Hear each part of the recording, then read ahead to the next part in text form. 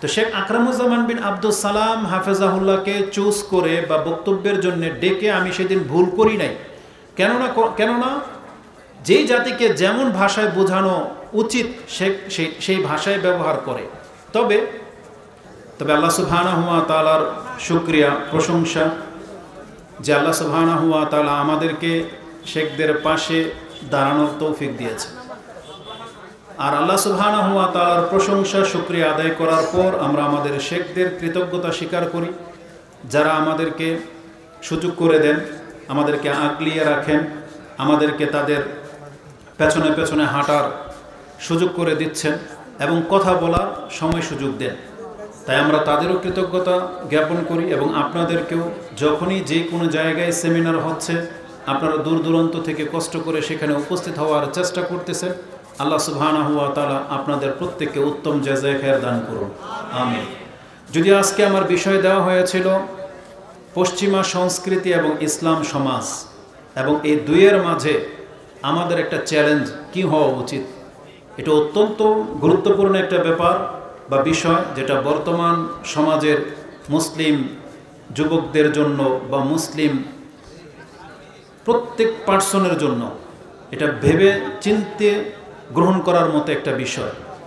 কিন্তু তার আগে একটা ঘটনা বলি, হয়তো ঘটনা বলে দিয়ে বিষয়ের দিকে আর যাওয়া যাবে না। শেখ যেটা বললেন এটা তার স্টেজ বা তার মাদ্রাসায় বা তার সামনে সেই জন্যে না, আমি একটা ব্যক্তিগতভাবে ওই দিন থেকে যেই ঘটনাটা শেখ বললেন ওই দিন থেকে তাদের প্রতি শ্রদ্ধা সম্মান আরও বেড়ে গেছে। কেননা আমরা সব সময় কারামত সম্পর্কে অনেক কথা শুনেছি, যেগুলো হানাফি সমাজে বা যারা ওই তাবলিগ জামাত বা বিভিন্ন পীর ফকিরি যারা বিশ্বাস করে তাদের মঞ্চগুলোতে কেরামত পেশ করা হয়, তাদের বুজুর্গনে দিনের কিচ্ছা পেশ করা হয়।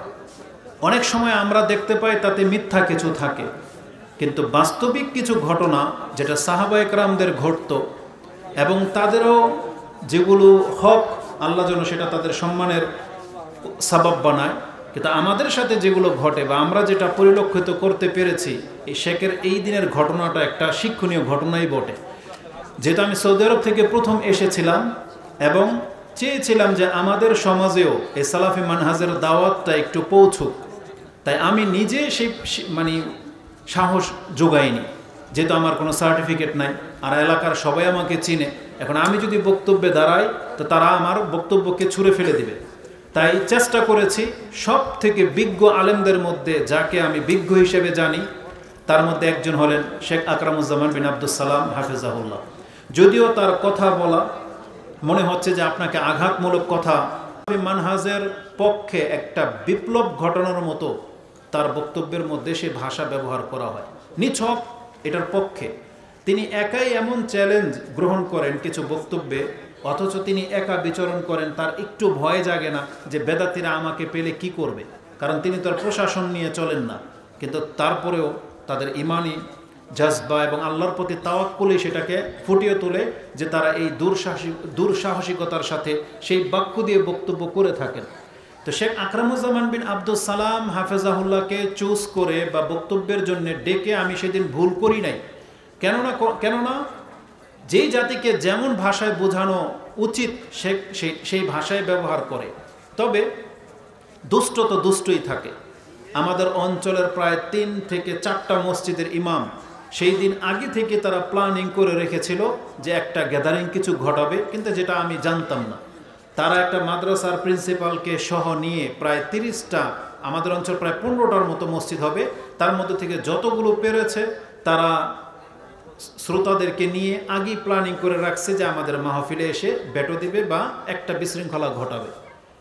3 জন ইমাম সামনে বসা ছিল। তো শেখ যেই থ্রো নিয়ে বক্তব্য দিচ্ছিলেন, শেখ ভাবছিলেন যে পেছনের লোকগুলো মনে হয় সব আমাদেরই লোক হবে, তা আমাদের সামনে আমাদের বক্তব্য কেমন হয় এটা তো আপনারা বোঝেন। আর আমরা যখন হানাফি বা বেদাতি এলাকায় যাই তখন ভাষা একটু কন্ট্রোল করে কথা বলার চেষ্টা করি যাতে বিশৃঙ্খলা না ঘটে। তো ওই দিন আমিও ছিলাম। তো শেখ বিষয়গুলো বলতেছিলেন নামাজ সংক্রান্ত বিষয়। এক পর্যায়ে একটা উদাহরণস্বরূপ তিনি পেশ করে দিয়েছিলেন যে বসার ক্ষেত্রে, হাত বাঁধার ক্ষেত্রে তিনি বলছিলেন যে তারা আমাদের দেশের পুরুষদের সালাত হয় না, মানে রাসূল ইসলামের সুন্নাহ মোতাবিক হচ্ছে না। এই ক্ষেত্রে মহিলারা অনেকটাই সুন্নতের কাছাকাছি, যেমন তারা বুকে হাত বাঁধে, যেমন তারা ওই তাওয়াররুক করে জমিনে বসে। তো এই ক্ষেত্রে আমাদের চাইতে মহিলাদের সালাতটা বেশি সুন্নতের কাছাকাছি। এই কথা বলা মাত্রই দুইজন ইমাম ওখান থেকে উঠে যায়, গিয়ে ওই যে টিম প্রস্তুত করে রেখেছিল তাদেরকে নিয়ে হুড়হুড় করে ছাদের উপরে উঠে যায়। তো শেখ এই পর্যন্ত ঘটনা জানেন, তারপরে শেখের সাথে অনেক বেয়াদবি করার চেষ্টা করেছিল, আল্লাহ হেফাজত করেছেন, গায়ে হাত দিতে পারে নাই। কিন্তু শেখ জানে না যে এটা আসার পরে কি ঘটেছিল। শেখকে হয়তো আমি একটা ইঙ্গিত দিয়েছিলাম, হয়তো শেখ ভুলে গেছেন। যেহেতু শেখের সামনে এটা আমি মনে করি এটা আল্লাহ সুবহানাহু ওয়া তাআলা এটা একটা উত্তম বিচার, বা আল্লাহ আমাদের শেখদেরকে যে সম্মান করেন, তাদের আল্লাহর কাছে যে তাদের একটা মানে গ্রহণযোগ্যতা আছে, এটা এই ঘটনার পরে আমরা জানতে পেরেছি। আল্লাহ উপরে সাক্ষী, ক্যামেরা রেকর্ড হচ্ছে, আমাদের অঞ্চলে যারা চিনেন তো চিনেন। আমি একবারে দিব্যভাবে বলতেছি ঘটনাটা, এক সপ্তাহ পরে ওই যে দুইজন ইমাম বেশি বাড়াবাড়ি করেছিল, দোনোটাই মহিলা সংক্রান্ত নারী কেলেঙ্কারিতে ধরা পড়েছে এক সপ্তাহের মধ্যে।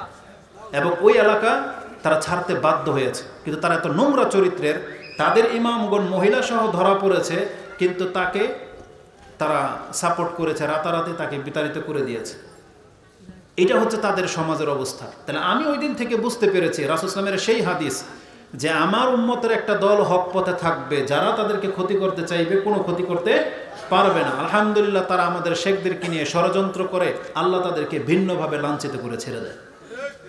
তো এই জন্য ওই দিন থেকে আমি জিনিসটা খুব ফিল করেছি যে অন্তত আমাদের সালাফি আলেমদের এই জমিনে, যেটা আমরা বুঝি যে তারা শিরক বিদআত থেকে মুক্ত, আর আল্লাহ সুবহানাহু ওয়া তাআলার কাছে তার চাইতে উত্তম বা সম্মানিত আর কে হতে পারে যারা আল্লাহর সাথে কোনোদিন শিরক করে না, যারা রাসূল ইসলামের সুন্নাহকে প্রতিষ্ঠিত করার জন্য মাঠে ময়দানে কাজ করে যাচ্ছে। নিঃসন্দেহে আমাদের আলেমদের আমল কম থাকতে পারে, কিন্তু তাদের তুলনায় এই জমিনে সবচেয়ে বেশি হকের দাওয়াত যেহেতু তারা করে যাচ্ছে, এজন্য আমরা নির্দ্বিধায় এটা চিন্তা করতে পারি যে যতগুলো দল বাংলার জমিনে কাজ করে তার মধ্য থেকে যদি আল্লাহ সুবহানাহু ওয়া তাআলার কাছে গ্রহণযোগ্য কোনো সমাজ, গ্রহণযোগ্য কোনো দল বা কোনো মানহাজ থেকে থাকে, তাহলে অবশ্যই সেটা সালাফি মানহাজের আলেমগণই রয়েছে। এটা আমি যেমন বিশ্বাস করি, আপনাদেরকেও বলবে এটা আপনি অন্তর থেকে অনুধাবন করার চেষ্টা করেন। কারণ সবচেয়ে মূলে হচ্ছে শিরক মুক্ত জীবন, বেদাত মুক্ত আমল, যেটা আমাদের সালাফি আলেমদের মাধ্যমেই আমরা দেখতে পাচ্ছি। এবং তারা কখনোই এমন কোনো আদব আমাদেরকে শিখায় না যেগুলোর মধ্যে বাড়াবাড়ি তৈরি হয়, যেগুলোতে ওই যে অতিরঞ্জিত, যেগুলোতে সেজদার দিকে ঝুঁকে যাওয়া, এমন কোনো কিছু তারা আমাদেরকে শেখায় না। আলহামদুলিল্লাহ, আল্লাহ সুবহানাহু ওয়া তাআলা আমাদের আলেমদেরকে, আমাদের শেখদেরকে হেফাজত করুন, বলেন আমিন। যেই কোনো পরিস্থিতিতে আমরা তাদের সাথে আছি, এটা আমাদের শ্রোতাদেরকে প্রমাণ করে দিতে হবে। আজকে যদিও আমাদের আলেমদের মাঝে, আমাদের শেখদের মাঝে কিছু কিছু কথায় দ্বিমত দ্বন্দ্ব আপনি দেখতে পান, কিন্তু আপনি শ্রোতা হিসেবে আপনি আল্লাহকে ভয় করার চেষ্টা করেন। শেখেরা একে অপরকে যদি কোনো মন্তব্য করে থাকে, ওটা ওই পর্যন্ত আপনি শুনে থেকে যান, আল্লাহর কাছে দোয়া করেন যেন আল্লাহ তাদের অন্তরকে মিলিয়ে দেন। যেমনটা আল্লাহ সুবহানাহু ওয়া তাআলা বলেছেন না, যে আমি জান্নাতে তাদের অন্তরকে একবারে হিংসা বিদ্বেষ মুক্ত করে তাদেরকে ভাই ভাই করে উঠাবো।